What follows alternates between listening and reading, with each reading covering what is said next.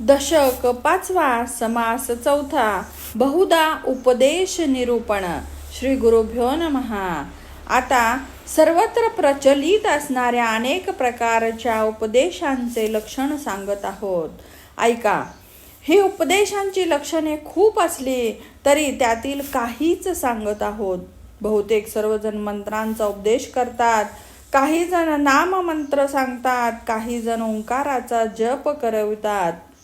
वेगवेगळे उपदेशक कोणत्या कोणत्या मंत्रांचा उपदेश करतात तर शिवमंत्र, भवानी मंत्र, विष्णू मंत्र, महालक्ष्मी मंत्र, अवधूत मंत्र, गणेश मंत्र, मार्तंड मंत्र आणि मत्स्य, कुर्म, वराह, नरसिंह, वामन, परशुराम, राम, कृष्ण या अवतारी पुरुषांचे मंत्र, भैरव मंत्र, मल्हारी मंत्र, हनुमंत मंत्र, यक्षिणी मंत्र, नारायण मंत्र, पांडुरंग मंत्र, अघोर मंत्र इत्यादी.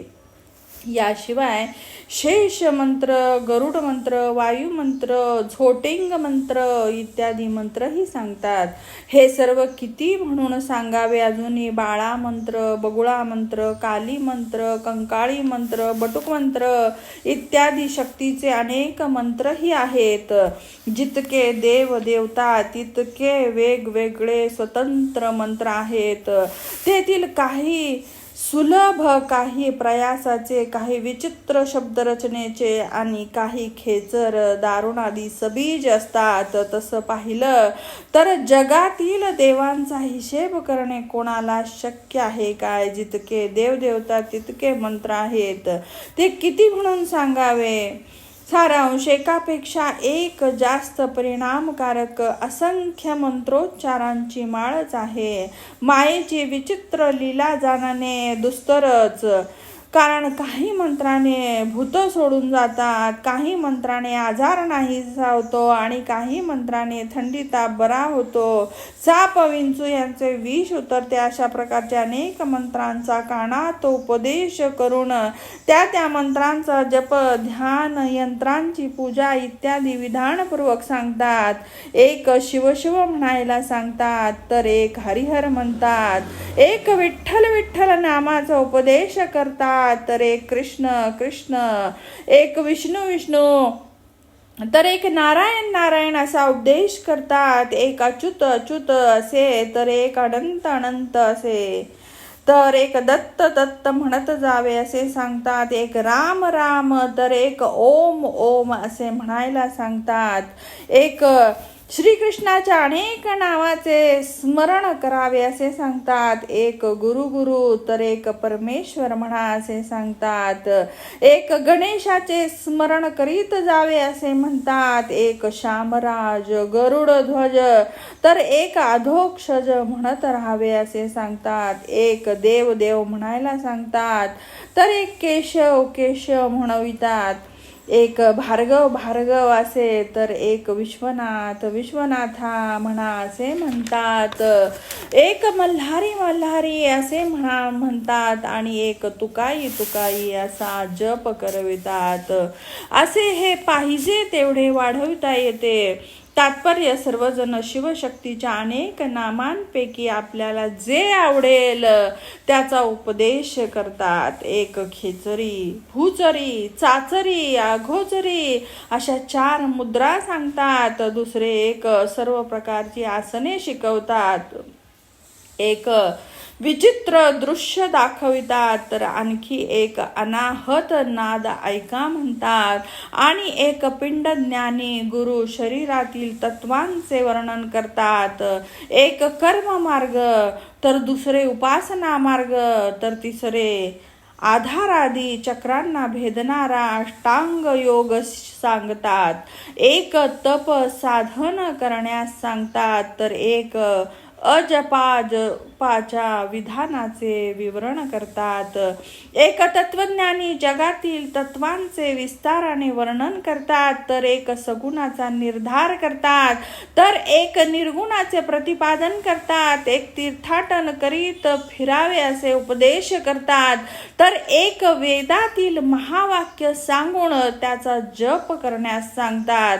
एक सर्व ही ब्रह्म आहे असे प्रतिपादन करतात, तर एक शक्तीची उपासना सांगतात, तर एक मनसोक्तपणे वागण्याचा मार्ग प्रस्थापित करतात, एक इंद्रियांची मनोभावे पूजा करितात, तर एक वशीकरण, स्तंभन, मोहन, उच्चाटन इत्यादी आणि चेटूक वगैरे प्रेमानं शिकवतात.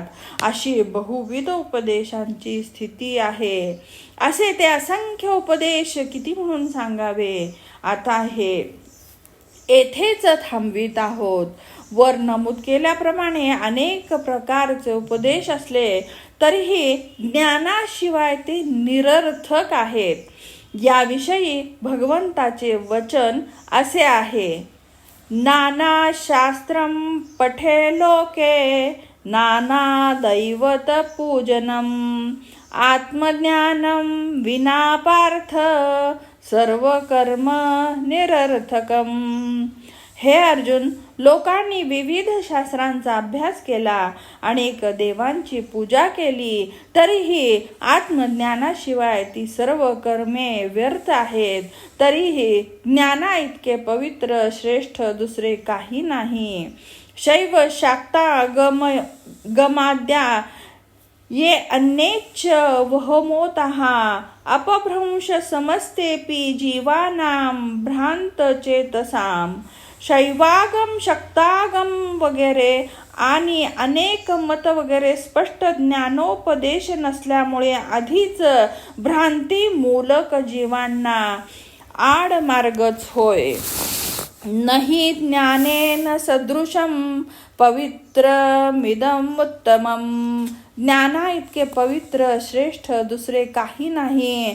म्हणून ज्ञाना इतके पावन व महत्वाचे दुसरे काहीही सापडणार नाही. म्हणून आधी आत्मज्ञान साधायला हवे. सर्व उपदेशामध्ये आत्मज्ञानाचा उपदेश श्रेष्ठ आहे. याबद्दल भगवंताची अनेक ठिकाणी सांगितले आहे. यस्य कस्यच वर्णस्य ज्ञानं देहे प्रतिष्ठितं तस्य दासस्य दासोऽहं भवेत् जन्मनि जन्मनि. कोणत्याही वर्णाच्या शरीरात ज्ञान प्रकट झाले तरी मी जन्मजन्मांतर त्यांचा दासानुदास होतो. आत्मज्ञानाचा महिमा चतुर्मुख ब्रह्मदेवही जाणू शकत नाही. मग बिचारा जीव ते काय जाणू शकणार. सर्व तीर्थाला जाऊन स्नान दान केलेल्या पुण्यापेक्षा आत्मज्ञानाचे फल कोटी पटीने जास्त आहे. या अर्थाचा एक श्लोक दिलेला आहे. पृथिव्यां यानी तीर्थानि स्नानदो दानेशि यत्फलं तत्फलं कोटिगुणितं ब्रह्मज्ञान समोपमं. म्हणून आत्मज्ञानच सर्वांपेक्षा श्रेष्ठ रहस्य आहे. त्या लक्षणांचे पुढे विवरण करीत आहोत. इति श्रीदासबोधे गुरुशिष्य संवादे पंचम दशके बहुधा उपदेश निरूपणं नाम चतुर्थः समासः.